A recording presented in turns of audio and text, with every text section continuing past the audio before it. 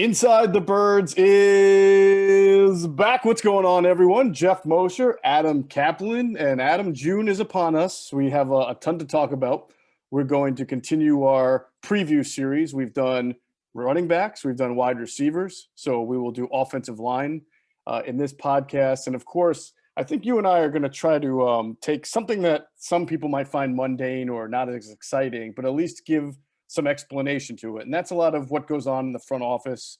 The Eagles made a lot of different moves. They gave people titles. And these are nameless, faceless people, but they're very important in the organization. So what you and I can do is kind of fill people in on what their roles are, what the titles mean, and why they are important, and go through that for people to kind of make more sense of it. So we'll do that. We'll spend some time there, and we'll have a good podcast as we head into June. It's hard to imagine, right? Because this has been a different offseason. We don't have the normal type of OTAs to talk about, but next month is July, right? Well, technically in a day, next month will be July. Yes. That's when training camp begins. So it's kind of crazy to say next month training camp begins. Yeah, and as he said, this is such a non-normal offseason because we've got these restructured OTAs. Yes, first we only thought we were going to have 3 days of the offseason of the mandatory camp. Then Nick Sirianni had this negotiation with the players. They got what they wanted, a non-strenuous OTA period. Other teams have done this, by the way, but the Eagles were kind of interesting. So they're going to have plenty of time in the offseason, but they're not going to have the mandatory camp. But they're not having 7-on-7s or 11-on-11s, but they're still getting some on the field time on grass. As Doug Peterson used to say, it's important. It's really important for the players to get in front of the coaches. You got a new staff here. So, and by the way, we should mention on our previous show, which was last Thursday, we went in we had some pretty good insider notes on what we had heard about, particularly receivers, Jalen Reagor, Devontae Smith, free agency rumors, Steven Nelson, Jordan Hicks, Julio Jones, some notes on the offensive defensive schemes, probably our meatiest off the field, off the OTA season, off season show, I guess you could say, so far since the draft ended. Right. So on that note, I want people, Adam, to go back if they haven't yet and check out our interview with Ryan Silverfield, the Memphis head coach, who obviously coached Kenneth Gainwell 2 years ago because Kenneth opted out last year. But, based on something we talked about in the last pod, it just feels like to me that for this guy to make an impact early, he can do it with what he does best, which is catching the ball. And I just get the sense that the coaching staff will, if he proves to be reliable and can handle it, which is always the big question for a rookie, will try to get him on the field fairly early in situations where you can match him up in the passing game against, linebackers, safeties, because his route running, his footwork is fantastic. It's very, very uncommon for a guy to have that kind of route running and footwork and start and stop ability coming out of a breaks at that position as a running back. And he's got it. So I would imagine, and Silverfield did a really nice job of talking about the advantages the Eagles would have if they can get Miles Sanders and Kenneth Gainwell on the field at the same time and all the mismatches that would create. Yeah, I did like how he talked about all the things that they would ask Gainwell to do and Antonio Gibson to do and the other running backs. They put a lot on their plate and they handled it. And Gainwell, look, it's not good that he didn't play last year from a continuity standpoint because he hasn't played football since 2019. But the tape is so dynamic in 19. Pretty good kid off the field. You don't have to worry about him. Right.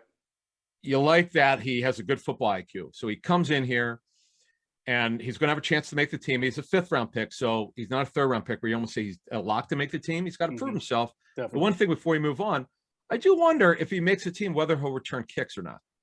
Well, I mean, you would think that would be a natural start for him if he can handle it. Boston Scott's been returning kicks. We've talked about, him competing for a job. Who else would return kicks on this team if not for Boston Scott? Or Kenneth boy. Hightower can do it if he makes a team. Right. It's 50-50 shot as we speak right now. He's got to prove himself. I know Jason Huntley. He's a real long shot to make the team. I don't know that there's any. I just don't know. To be honest with you, Reagor to me would be a punt returner, not a kickoff returner. Now, I don't know about I haven't checked into this. I don't know if you've heard anything. I don't know about Devontae Smith on kickoff returns. I would think they probably wouldn't do it, but I don't know yet. Yeah, probably not, especially with, is kickoff return as important as it used to be because of the new rules? Not as much, Right. so I don't Correct. think they would jeopardize him. But you still want somebody who has some kind of explosion there. No corners really stand out to me. Maybe Quez Watkins. I'm not sure if he did that in college. I don't remember. But other than that, no, I think you would hope that Kenneth Gainwell could seize that job and really add a spark to that position. We talked a lot about the wide receivers last one. I wanted to ask you really quickly, kind of before we get into the meat and potatoes Yeah. of this podcast, if there are any updates on Julio Jones, Steven Nelson, Jordan Hicks, any of that, because this is the week, right, where money will clear for teams who used that post June 1st designation, including the Eagles, Yep. who had it on Malik Jackson and on who was the other one? Alshon Jeffrey, right? Yeah. Yeah. So we'll start with Nelson. No, it's pretty much he has had plenty of interest. In terms of this particular show with the Eagles, they're not looking to spend what he's looking for right now. Now, if he's willing to take a deal at $2 to $3 million a year, it's my sense, they'd be involved. I'm sure, knowing the way this front office works, they're always monitoring, calling the agent, seeing where things are at. That's what you do. That's your job. And if the player doesn't get what he wants, hey, sure. Right now, they don't have a starting corner opposite Darius Slay. They just don't. We don't know who it's going to be. We have an idea, but Do you think for Steven Nelson, I get the objective here, but he could just wait until right before training camp if he wanted to, or for somebody to get hurt. But I would think he'd want to get in with the team, start to get the playbook. I would think he'd want to do that fairly soon. Well, it always comes down to this. If he gets what he's looking for, he's signing tomorrow. And that's when I say tomorrow, Wednesday, you make a good point, because some of these teams, it's not like 32 teams use their post June 1 designations. You get 2 of them, but some have and some have not. But some of them just happen to be like the Eagles and others that need corners. So we'll see how it plays out. As far as Julio Jones, as of Sunday night, I was told that the Falcons were not anywhere closer to trading him than they were 2 weeks ago, but several teams are involved. There are a lot of teams involved with varying levels of interest. I still don't think they're going to get a clean first-round pick. What that means is this: they may wind up trading Julio Jones later this week for a first-round pick, but that they may have to give up an additional pick to get that first-rounder back. Personal people around the league think that Julio Jones is on the backside of his career. He's got 3 years left on his contract. There's some teams that don't think he'll play past those 3 years. So how in the world are you giving up a first-round pick for a guy? And by the way, by contract structure, you can get out of it after this season not owe a cent.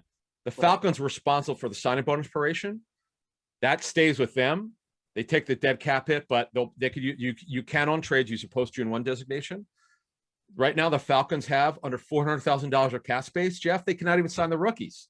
Okay, that is one of the many reasons why he's been available for 3 months. This is nothing recent, by the way. Right. Teams I've spoken with, they talked to the Falcons months ago. Did all their research, watched the tape. Now, he did play well before he got hurt, though. But the problem is he was really healthy last season. He's now 32. So you do wonder how much time could he play. And receivers are generally done by 34, 35. He has this injury history, so you got to keep an eye on that. Tell me about it, man. I had Julio and Beckham on one of my fantasy teams last year. And it started off looking really good. When did you draft Beckham, though? What did you do, a draft early? Well, he got hurt in the season. He didn't get hurt before. He got hurt in the season. That really stung, because I started off like a house of fire and then came back to earth. Yeah, that's right. He got hurt October, September. That's correct. Right. It's funny. I've not heard the Browns in on him. We're talking about Julio Jones. Now, obviously, they're paying Beckham a lot of money. Yeah. Jarvis Landry's better in the slot. For whatever reason, they only drafted Anthony Schwartz, our guy, who we talked about before the draft, who's more of a track guy and has a long way to go as a receiver. Is more of a slot receiver, vertical threat at the slot. But the earliest he would be traded would be Wednesday. Now, they can agree to a deal, but they can't officially do it until Wednesday because of the post June 1 designation. So it's not like they can't agree Monday night, Tuesday morning. We'll see. And there's no deadline to do this. There's no the trade deadline is October, right? So they could trade him at any time here. It's just that they're going to get that. They're going to be able to recoup that money. So that's why people are putting it on this week. All right. Anything on Jordan Hicks, or is that still status quo? I mean, No, I just think that because of his it's really not a restructuring because of his pay cut. right. Yeah, the Cardinals could deem it. It's obviously a pay cut. He took a pay reduction, but they restructured his money. It makes it very tradable. His contract is very tradable now. Because when someone asked me a month ago, I had not looked into it. I just remember what he's making before, and it was a non-starter. Like, no way with his injury history. But $2 million, I know it's fully guaranteed. I thought you outlined it very well on our last show. I mean, it just makes too much sense to me. But I'm not the Eagles. We'll see where this goes. And he's got a very tradable contract. And the Cardinals are very motivated to move him. Why? Because they drafted Zaven Collins in the first round, who's taking Jordan Hicks' job as a starter. Yeah. So that's kind of where that is. We'll see what happens. Again, urgency to do these deals. You don't see a lot of urgency in June. Right. It's usually right up against training camp. Or though, and it's hard to keep track of this. You were talking about this earlier. I don't quite know who's going to have mandatory camps and not mandatory camps at this point with all these restructuring of OTAs. Good question. Yeah. Good point. Because teams, GMs, head coaches, they like to kind of have their round of mini camps and OTAs and the mandatory mini camp, and then take a little bit of inventory when it's all done and see who they felt were grasping, who was behind, and then sometimes you'll see moves made right after to kind of bolster a team based on what they observe from minicamp. But now that they're different, you wonder if coaches and GMs are more aggressive because they're not exactly sure what they've got, or if they just kind of let training camp go on, and then maybe in the middle of camp, like Howie did a few years ago, getting Ronald Darby, is when you assess where you're at and whether or not you're ready for the season. Right. Before we move on, though, one thing I'm very curious to see what happens this week, because you had mentioned the post-June 1 designation. Usually there's no second wave for free agency. It all happens in March. Right. There's dribs and drabs, and then it just dies. But because we have younger GMs, guys are very aggressive, or just generally the last 7-8 general managers, there were a lot of movement this year, but some of the guys like John Robbins of the Titans is super aggressive, okay? Eric DeCosta, the GM of the Ravens, who's way more aggressive than Ozzie Newsome, his mentor. Ozzie's typically, let's build for the draft. Brian Gutekunst, the Packers GM, very aggressive in free agency. These guys, the late Ted Thompson, really participated in free agency. So rarely, right? And you know how aggressive Howie Roseman is. I mean, he's always calling, even when he doesn't want a player. They'll call it see what the value is. They take the notes. They keep this in the drawer, and we'll get to that later when we talk about their Eagles front office moves, because this actually is a parallel to it. Definitely. All right, we'll get into the meat and potatoes of the podcast real quick. We have a lot of new listeners, for over the past few months. So we thank everybody who's hopped aboard, but maybe some people who haven't heard of our great amateur exploits back in the day, whether it was me hitting my 2 free throws with no time on the clock to help my intramural basketball team win its championship in high school, or that day that you were in the zone hitting all those 3-pointers at them. So for those who haven't heard, we're going to, remind everybody that we too have our special moments in our days when we were in the zone and helping our teams win, because we love winning. But we've long retired from the field a long time ago, but you and I are both winning because we use Deal Dash, the online shopping platform that's actually fun. Deal Dash is the longest running penny auction website and app around. Is it too good to be true? Yeah, of course. I mean, I've seen a car go for $900, a brand new TV, less than $2. Adam's working on an iPad he's trying to get for 50 cents. So we'll see if he can bring that home. So don't be a loser. Stop paying full retail price for the things you want and get on Deal Dash. You can either go to dealdash.com or you just download the app, which is what Adam and I have done. And when you register, enter the promo code ITB for a special offer for some bonus free bids. That's promo code ITB for a special offer for bonus free bids, and you can start bidding right away. And let us know if you're a Deal Dash user and you get something really nice on a sweet deal. Let us know. We'd be happy to announce it, because I love that. We're looking to reel in some of our some good stuff on our own too. I want to see what they won. I want to see what the listeners won, because getting those extra those bid points are very important, because it's not like eBay, and they're not charging these exorbitant fees. Right. This is easy, man.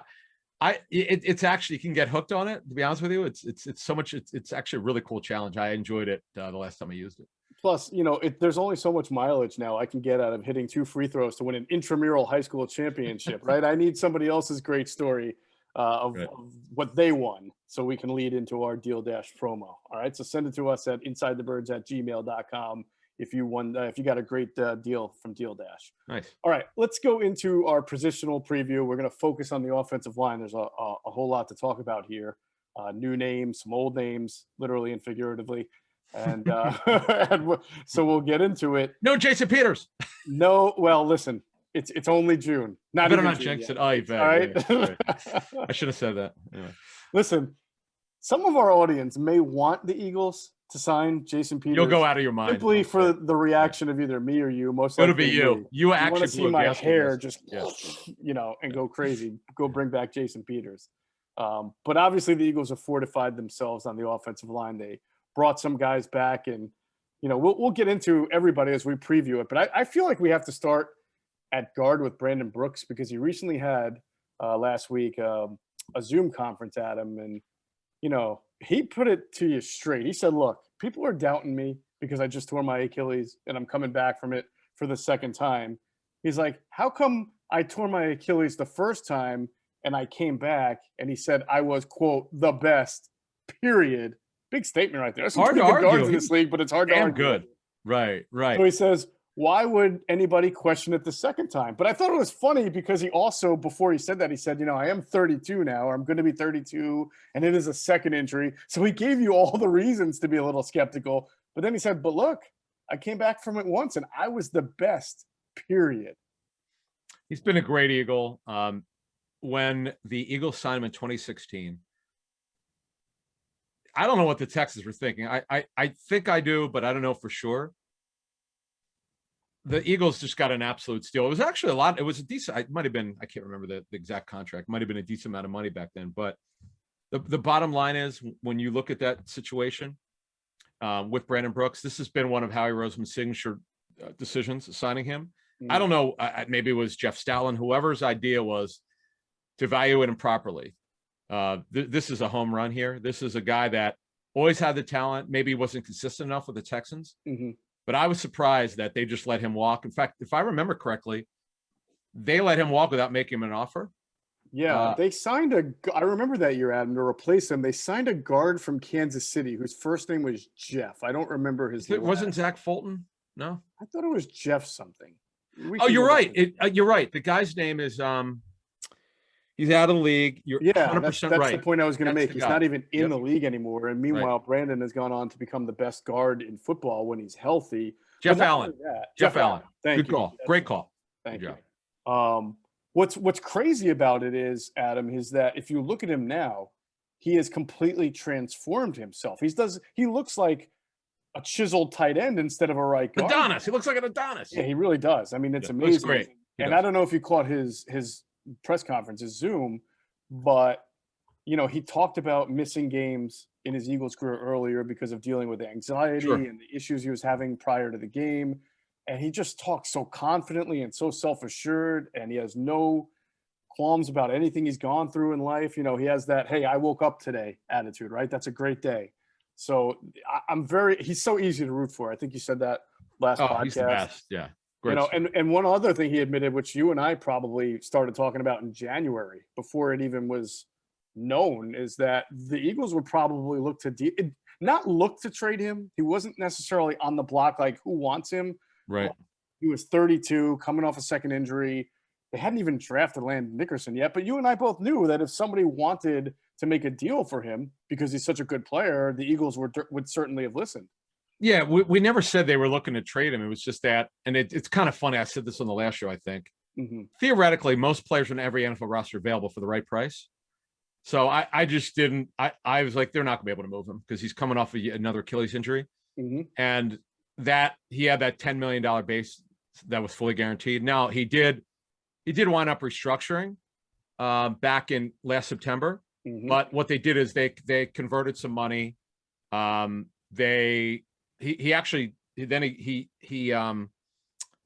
restructured actually technically in March. Okay. They took that money, the 10 million, they converted to signing bonus. But the thing is, when you do that, you You got some dummy years. 24 and 25 void. I'm just looking at his contract now. And this is what happens. Look, it made it kind of tradable before they did this, but the fact of the matter is they knew they weren't going to be able to move him. In my opinion, because again, guy's coming off another torn Achilles, as you said, 32 years old. As he actually said, quite frankly, it's going to be hard, but he is a great Eagle. And I'll tell you what, I've kind of gone back and forth with this. If he stays, knock on wood, injury free, you can't think I would not, based on the structure of his contract. Well, it's hard to justify because his cap number is enormous next year. It's low this year. His cap number's up it's just over 19 million. But the guy's playing like a superstar. We got to see how this team does this year. We got before we walk away from a player. We just got to see. Is this about to become the Jason Peters part 2? Like, hey, he's playing pretty good, even though he's 33 and Jason Peters is 38, but yeah, or 39. That's the difference. But that's the difference, right? It's a long time. And the Kelsey thing, look, I know both sides are assuming Jason wouldn't come back the time they did this extension. Kelsey keeps talking like he wants to come back, potentially come back. But as we said before, they would not be under the terms of the contract. There's a poison pill of like 30 million, like a roster bonus. That it just forces both sides to get back to the table. Yeah. Can't rule out anything here because if guys play way over their means and they show that they could stay healthy, and if this team really improves a little bit better than we think, this team shocks the world and gets one of the wild card spots, hey, who knows? No, that's a good point.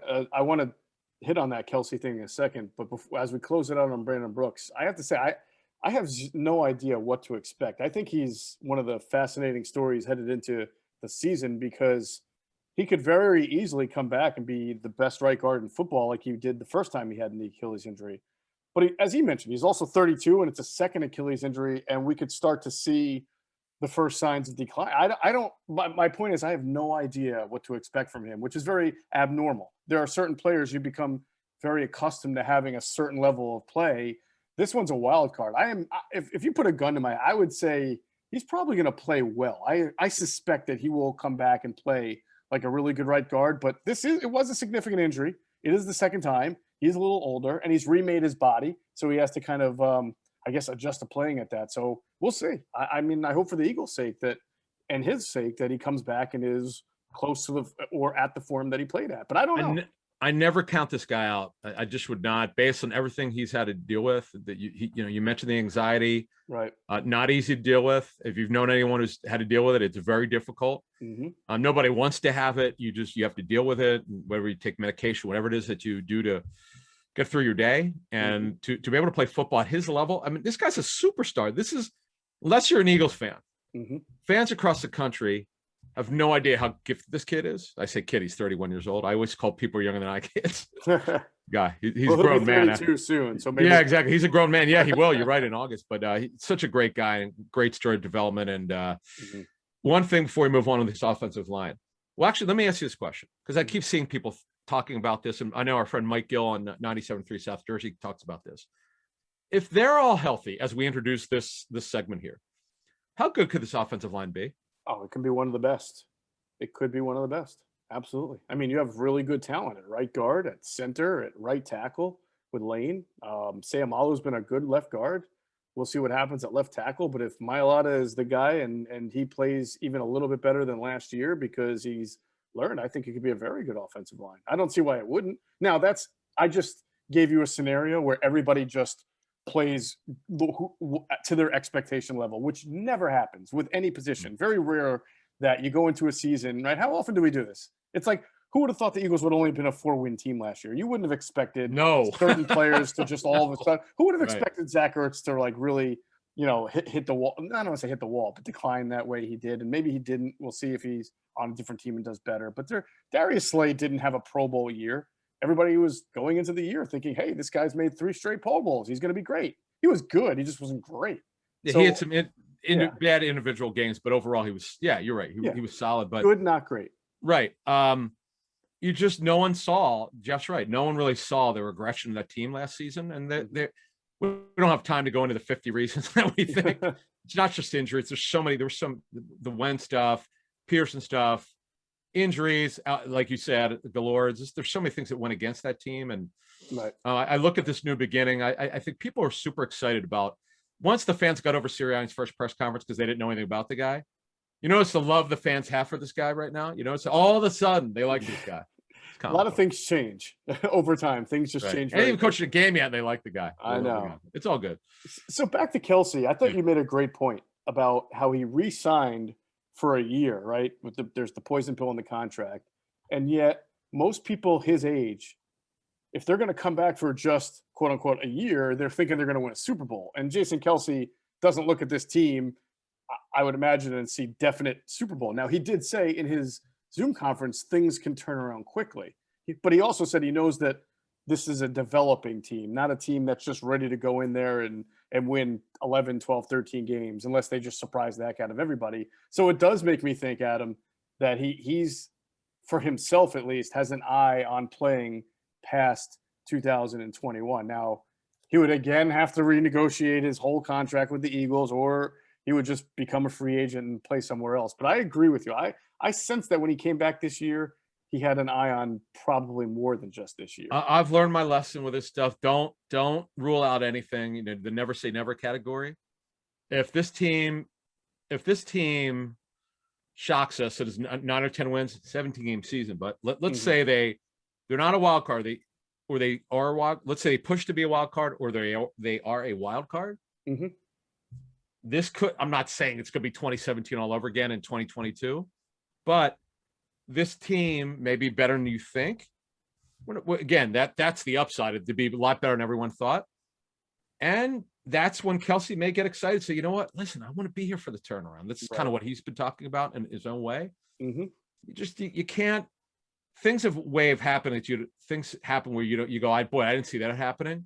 All right. That Kelsey would be one of those things. I don't see it happening, but I'm not going to rule it out because of his relationship with the football team. Sure. Brandon Brooks' relationship with the football team. Sure. Great Eagle. Kelsey, great Eagle. Lane Johnson, we even get to him, which we'll get to him in a second. Mm-hmm. We just have to see how this plays out. Let the season play out, and we'll see what happens. Definitely. Just last thing on him. I hope him and Jalen Hurts are taking the time to really go through the snaps this year, because that was a real issue for them last year. There were a lot of bad snaps. Yes. Specifically when Kelsey was snapping to Jalen Hurts. I don't think they were all Kelsey's fault. There were some times where I hit Jalen Hurts in the hands. So to me, that was just a timing or a cadence thing and just not being on the same page. So I really hope they spend a lot of time this spring kind of going through that, because you can't have those in games. That's one of those things that you just absolutely cannot have, bad snaps. Right. I agree, because that's what this offseason for. So, all right. What position do you want to start at? Kind of, we'll just give you an overview of what we're hearing and what we see. I thought we did. So we've done right guard and center. Did you want to? We're right. Well, no, right guard now. Seumalo. The backups would be Herbig or Pryor. I don't know, because he played center last season, or he played guard. Mm-hmm. I guess he technically would be the fill-in for Brandon Brooks, as he was. Is that where he started last season? Herbig. Yeah. Where did Herbig start? He started at right guard last year in the season opener. Yeah. Okay. Well, wait. Was Seumalo hurt that early? No, Seumalo was the left guard.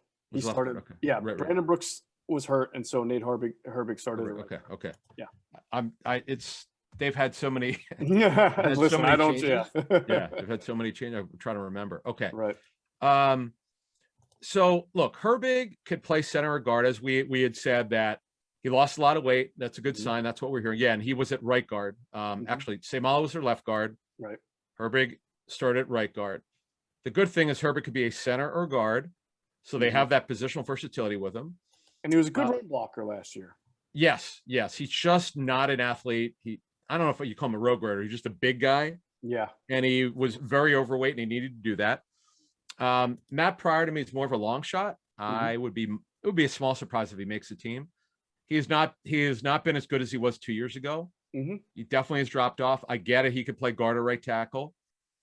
So he's a guy who's got that positional versatility. But yeah, Seumalo is a starting guard for them. He's their left guard. Peters is no longer there. It's Mailata or Andre Dillard. Andre Dillard, who didn't play last season. So they've got a lot going on here, but the right side is clear to me. It's Lane Johnson. Okay, we know that he's back, he's healthy. Right guard is Brandon Brooks. He's back, and he's the guy. I mean, there's no doubt. He's doing well. He's shown everybody he's ready to go. That's great. Kelsey's your center. We'll get to Landon Dickerson in a second. Miles at the other guard spot, and then Mailata. So Mailata or Dillard. Now, let's swing over Mailata or Dillard. Mailata is the clear favorite. Do you give Dillard a chance to win this? Realistically, do you give him a chance? Well, I mean, you give him a chance in that you have to. That's a good question. Like I was going to say, you have to maybe mix him up a little bit on the first team. Mailata, Dillard. But by the same token, if they're already convinced Jordan Mailata is their guy, and you don't want to take too many reps away from him, then you can understand if they made Dillard kind of compete, but on the second team. Let's see how he does at second team left tackle to see if he can earn some time on the first team. But you know how camp is. Some guys miss time anyway. Mailata could pull a calf for a little bit, and Dillard may have to play left tackle. I want to address what people say sometimes, Adam, because I don't necessarily – I think you and I would disagree when we hear people say, well, Andre Dillard's a first-round pick, so the team is rooting for him or wants him to be the left tackle. And I don't think that's necessarily true. I know people think that, a GM has an ego and would want to see the first-round pick succeed because that looks better. But I think it looks pretty good if your seventh-round pick can be a cornerstone left tackle too. And what Mailata has already is the ability to be a road grader because he's athletic at that size, and he has good pass protection skills. I mean, everything can be improved, but he can play it at a good enough level to be a good left tackle in the NFL. Andre Dillard is a guy who has the great footwork, the pass protection against those speed rushers, but he was going to struggle and needed improvement against power bull rushers because he just didn't have that strength and that nastiness to him.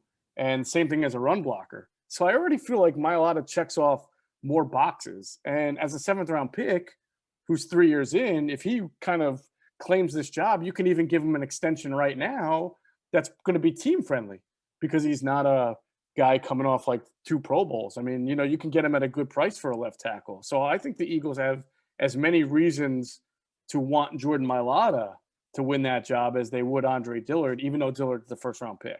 Right. And the good thing is here, when it comes to continuity, Johnson's back at right tackle. Brooks is back at right guard. Kelsey's back at center. Samala's back at left guard. So you got your 4 starters back. These guys have been together a long time, okay? Several years. We know they've missed time because of health, but overall they played together. They started at the same position for many, many years. That's great.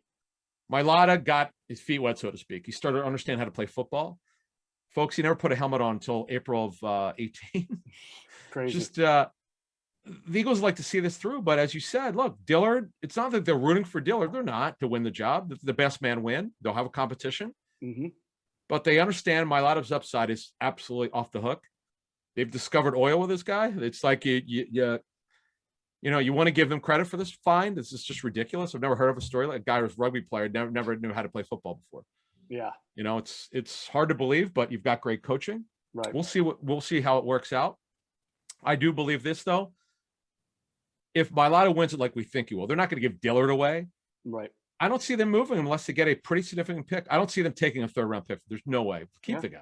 I wouldn't do. I agree with you. I think depth on the offensive line, as we've seen, is the most important thing you can have as a football team. And yeah, it may stink to have a 1st-round pick who wasn't good enough to start, but that just shows you how good you've got it at that point. And there's value. There's value to have a guy like Big V, right? Who was not a 1st-round pick, but just who can play the position and get in there. And you always have injuries on the line. So I think there'd be value to keeping him. I wouldn't trade him just for anything either. Right now. Wait, give me 1 second because I'm going to ask you one thing. All right. But first, I want to tell people, download the top-rated DraftKings Sportsbook app. Use the code ITB when you sign up to turn $1 into $100 in free credits. That's $1 into $100 in free credits using the promo code ITB when you download the top-rated DraftKings Sportsbook app. Finish your point, and then I'll ask you a question. No, I was just going to add this.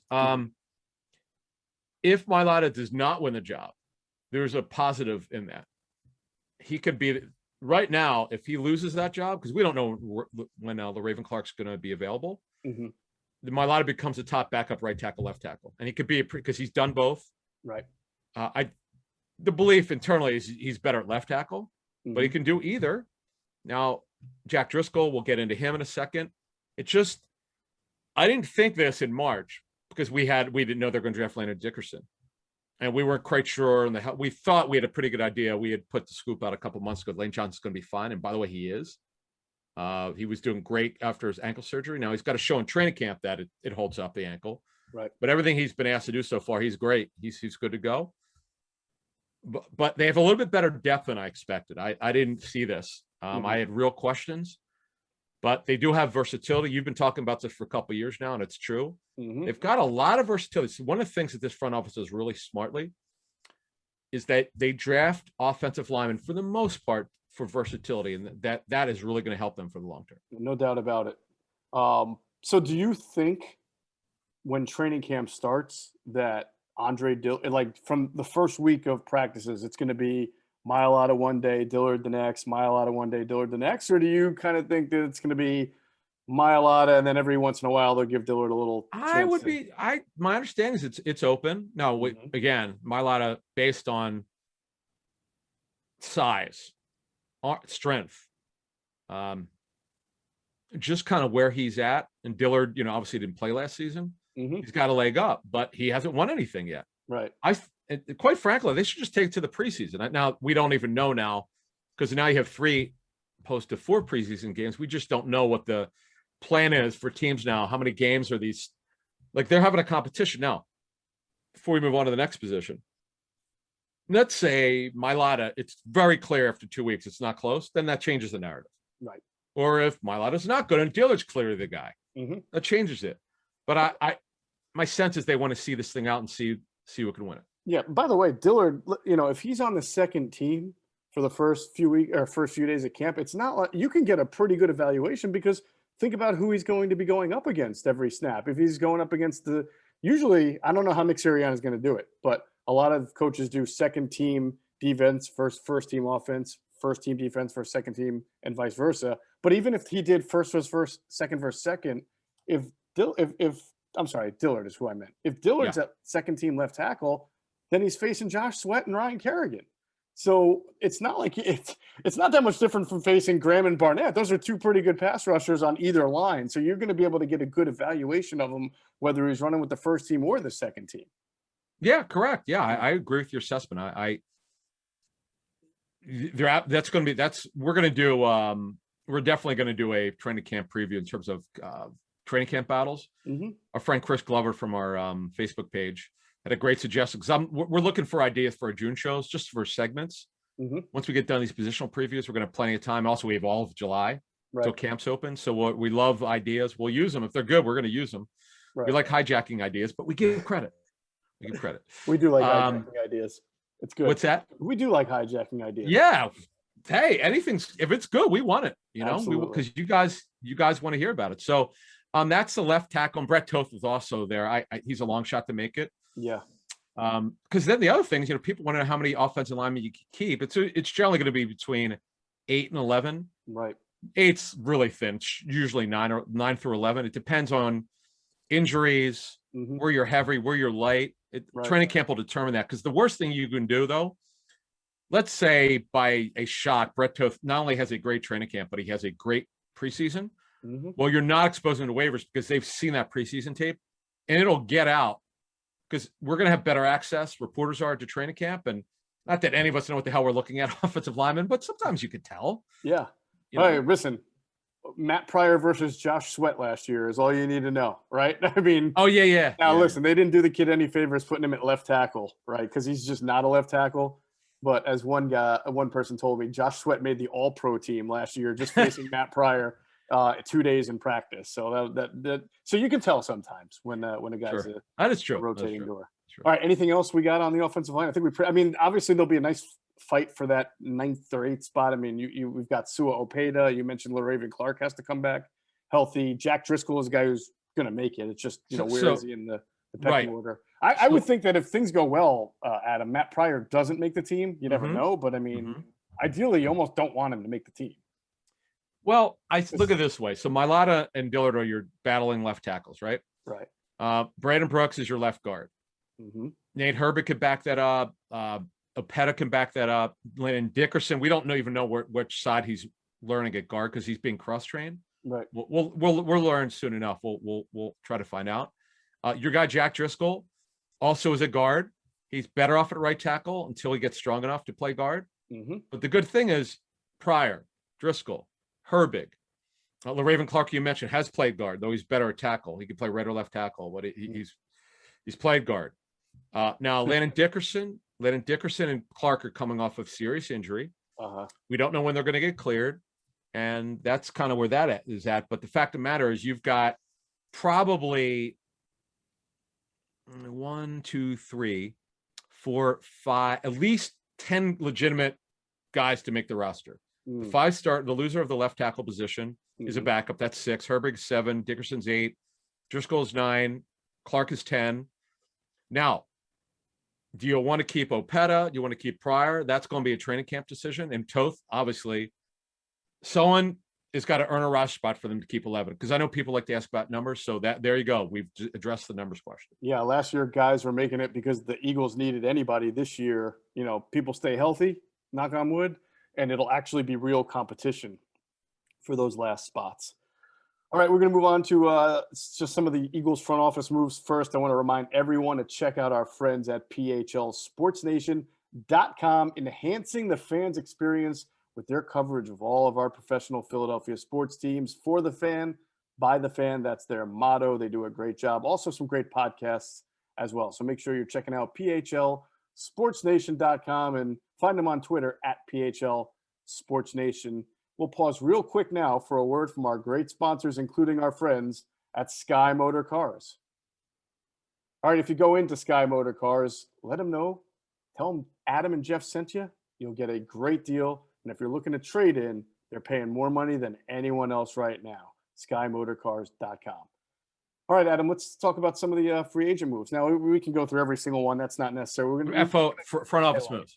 What did I say? Free agent? Yeah. Front office, free agent, same thing, right? Same thing, yeah. The big news, because I don't think people realized the Eagles even had this person in their front office until the title was announced, and her name is Catherine Raich. Did I pronounce that correct? That's right. Yeah, Catherine Raich. And she was promoted to vice president of football operations. And if that sounds a little weird, it is because the Eagles already had a vice president of football operations, and his name is Alec Hallaby. But this is not the first time that they've done that. If you remember when they brought Andrew Berry in, they gave him that title, Vice President of Football Operations, and Alec Hallaby had that title as well. So what that means, I don't know. The Eagles just like to give out the Vice President title, but she's a very important person in the organization, and it's almost hard to describe exactly what she does because she does so many things. This is a job that encompasses analytics, encompasses scouting, encompasses organizational planning and everything. But Adam, you remember Jeffrey Lurie in his last press conference talked about some of the rising stars in his front office, and she was one of them. Yeah, and actually, I actually talked to someone who worked with her, and this person was a very big fan of hers. She worked with the Montreal Alouettes. Oh, okay. Yeah, she was actually assistant GM for a short time. Right. Said she's really sharp, really good evaluator, very organized, very smart. So she's going to work closely with Howie Roseman, as you mentioned, like Andrew Berry did. She's doing pro and college stuff. She'll help with contracts. Because she's been assistant GM. She's been involved with negotiation, player personnel coordination. This is all in her background. That she's just like a jack of all trades. She's done a lot, and this really helps her at an NFL level, being able to take this on to this promotion. And look, she's now theoretically, as an NFL personnel man told me, she's one step away from being an NFL GM. Yeah, just like Andrew Berry was the highest ranking woman NFL employee, if I'm not mistaken. From a personnel standpoint. From a personnel standpoint. Yeah. Well, even from anything. Like, I know there are some coaches, but this would have to be the highest ranking employee, NFL employee, who's a woman. Yeah, I don't know. I mean, I'd have to go look at their business ventures. If you're talking about, right. So from a personnel side, it's not close. She's absolutely. So look, I give give the Eagles credit for understanding, what she brings to the table. People speak very well of her, and we'll see, if she gets to be a GM, how cool of a story that would be. Right. Now, you said you spoke to someone who worked with her in the past. Yeah, in Montreal. Yeah. Wow, Spoke very highly of her. you got connections upon connections. You I even just, well, CFL here's what connection. happened. I'm sorry? Yeah, I said you even have CFL connections. Well, here's what happened. I just happened to look at her bio like a month ago. And when the Eagles made this announcement, I look at her, I'm like, wait a minute. She worked at Montreal. I know a couple people worked for the Alouettes over the years. Right. And this person spoke very highly of her. I'm like, all right, well, we'll see what happens, I remember, do you remember when NFL Europe existed? Yeah, hell yeah. And the Eagles, Andrew Brandt was there. That's right. The Eagles used to have coaches from Germany come over to their training camp. This is back when I think when Chip Kelly was head coach, or maybe the last few years of Andy, and just watch practice and they wore their logo, gear, and they didn't speak a lick of English, if I remember. I remember trying to talk to one, or maybe just a very little bit of English. I was just able to figure out that they were from Germany and they were watching. And I always wondered, like, the education they were getting watching either an Andy or a Chip Kelly training camp and what it was like for them. It's funny.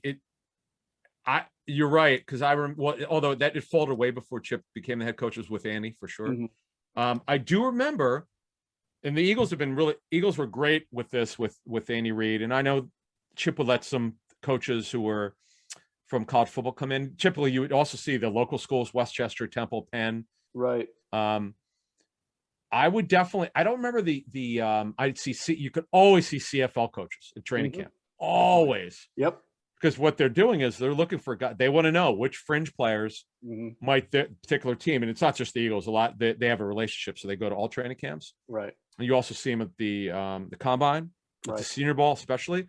They want to see which fringe players make it. And then did Macho Harris go to the CFL, if I'm not mistaken? He might have. I know Alex Singleton started his career off in the CFL. Sure. Was he with the Stampeders? I think the Calgary. I don't remember. They have the best names, by the way. I do like them. Yeah. The Montreal Alouettes. There's a Saskatchewan Roughriders, I think. Roughriders, yes. That's an awesome name. Love that one. A great name, by the way. Absolutely. Phenomenal name. I don't know about the team colors and the logos. Well, I like the horse, the one with the horse. I'm big on the logos, man. I like bright colors. I like something different. Like, I'm one of the few morons who likes the color rush jerseys for the NFL. Oh, you are. What are you? I don't know. I don't like the mustard ones. Like the Jaguars on the eyes. What's that? Yeah, I know. I like green. I like fluorescent. I wear I wear, like, playing tennis. I wear the craziest colors. I don't know. When Chad Johnson wore these Reeboks coming out like over 10 years ago, I liked them, man. I was the first person to get them. I thought I like bright colors, man. I remember, like, the Bills played the Jets one Thursday night with the color rush uniforms, and it was all red versus all like trash green. It looked like a box of Crayolas that exploded all over a football field. And again, do you like the Eagles in all black? I do. I think it's cool. Yeah, I like the all black. Yeah. So, anyway.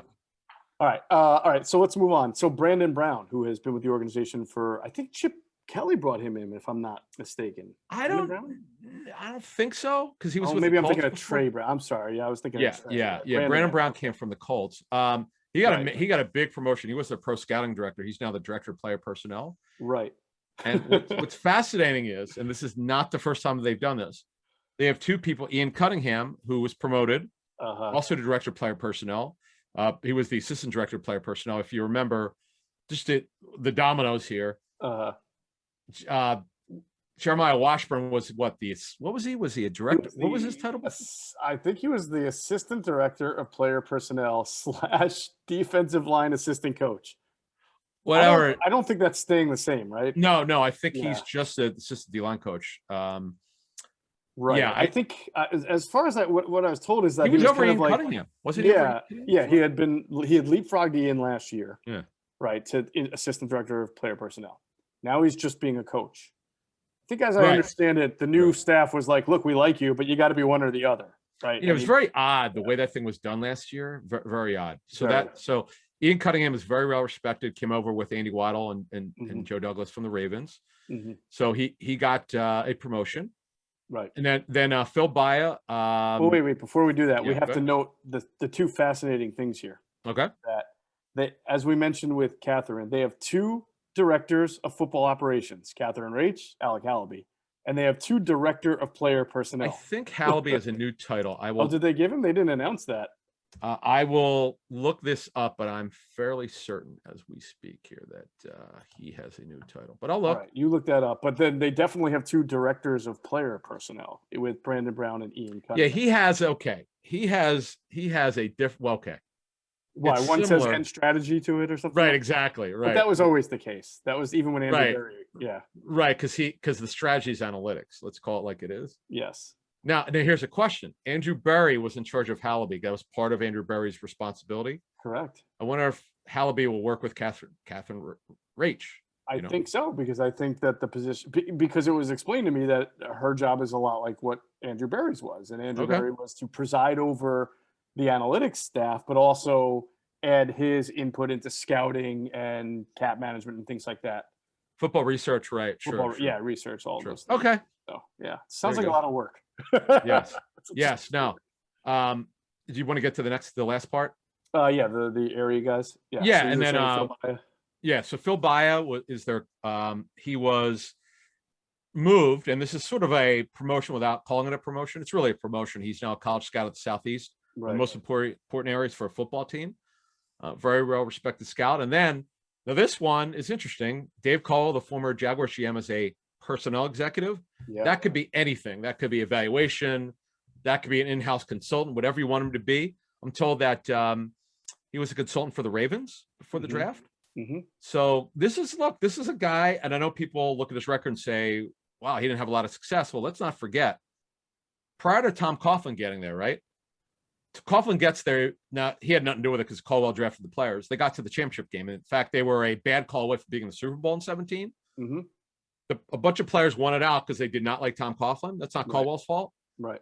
Now, but you can look at his record and you can call it like it is, well below 500. That's fair. It's fair. It's fair game. Yep.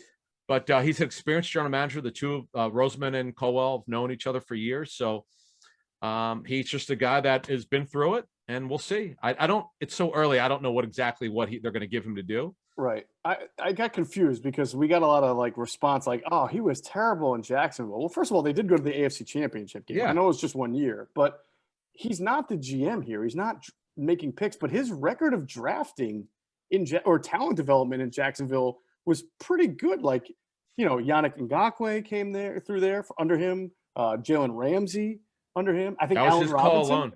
Allen Robinson, right? Yep. A-Rob. Yeah. Robinson. Everyone. 2016, his drafts were 13, 14, 15, 16 were on his own. Yeah. 17, 18, and 19 were Tom Coughlin technically had personnel control. Right. So if you want to just break down the minutia, but again, he's, as you said, he's not making any calls. He's there to do whatever they need him to do. And look, Andy Weidl's an excellent second man to Roseman. So we'll see how that all works out. We'll get a better idea because this just happened. Right. About what his responsibilities are. So you got that one, which caught people by surprise. Matt Holland was reassigned.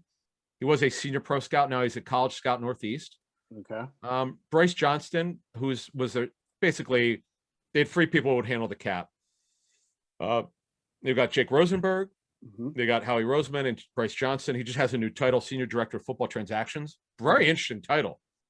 Very interesting title. Yeah, I feel like this team, they do a good job of, your contract's up. They want to keep you, so they have to give you they want to give you a pay raise, reward you, but then they also kind of create a title for you. You probably, I don't know if he's doing anything differently than what he's been doing, which is, as you mentioned, working on the contracts. But now he's Senior Director of Football Transactions.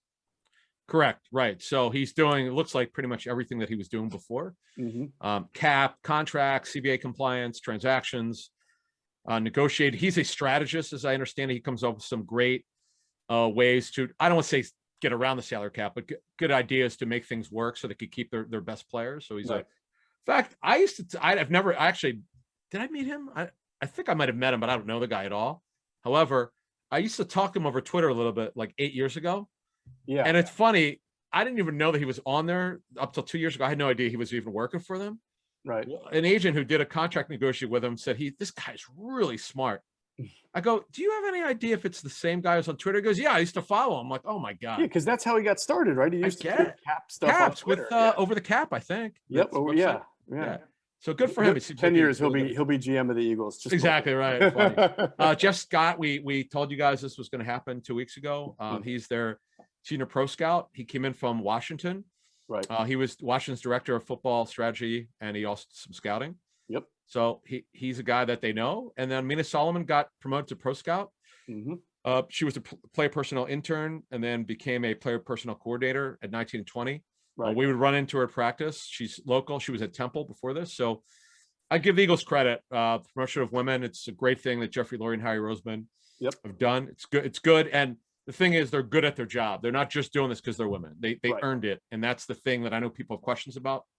It's not what this is about. And kudos to Jeffrey for doing this. In terms of championing women's with the organization, it's up to Roseman to do this.